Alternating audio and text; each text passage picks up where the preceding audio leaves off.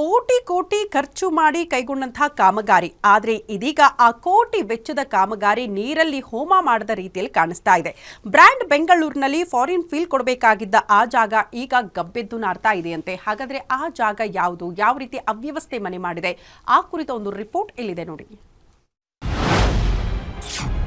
ಕೆಲಸಕ್ಕೆ ಬಾರದಂತ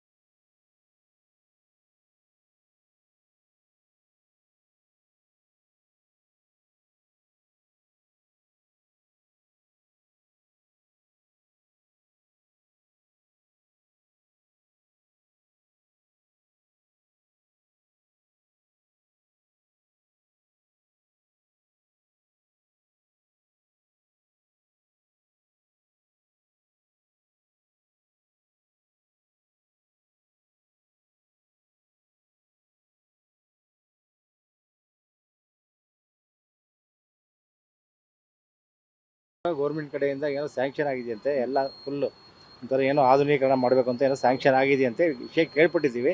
ಬಟ್ ಇಲ್ಲಿ ಮಾಡಿದ್ದಾರೆ, ಅಲ್ಪ ಸ್ವಲ್ಪ ಮಾಡಿದ್ದಾರೆ, ಆದ್ರೂ ಸರಿಯಾಗಿ ಮಾಡಿಲ್ಲ. ವಾಸನೆ ಬರ್ತಾ ಇದೆ, ಓಡಾಡೋಕ್ಕೂ ತೊಂದರೆ ಐತೆ. ಮಳೆ ಬಂದರೆ ಸುಮ್ಮನೆ ಹಂಗೆ ಇಲ್ಲ ನೀರು ತುಂಬಿಲ್ಲ, ಅದಕ್ಕೆಲ್ಲ ಏನೋ ಮಾಡಿದ್ದಾರೆ, ಹೋಗ್ತದೆ. ಮೊದಲೆಲ್ಲ ತುಂಬಿ ಬರೋದು, ಮೊದಲು ತುಂಬಿ ಬಂದು ಇಲ್ಲೆಲ್ಲ ಫುಲ್ಲು ಬ್ಲ್ಯಾಕ್ ಆಗ್ಬಿಡೋದು.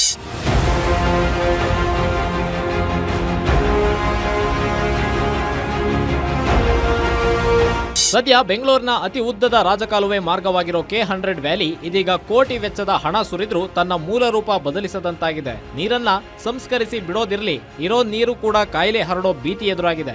ಕುಡುಕರು ಅನೈತಿಕ ಚಟುವಟಿಕೆಗಳ ತಾಣವಾಗಿ ಚರಂಡಿ ಮಧ್ಯೆ ಹೂ ಇಟ್ಟಿರೋ ಶೋ ಪೀಸ್ ನಂತಾದ K100 ವ್ಯಾಲಿಯಿಂದ ಜನರಿಗೆ ಅದ್ಯಾವ ರೀತಿ ಅನುಕೂಲವಾಗುತ್ತೆ ಅನ್ನೋದಕ್ಕೆ ಸರ್ಕಾರವೇ ಉತ್ತರ ನೀಡಬೇಕಿದೆ.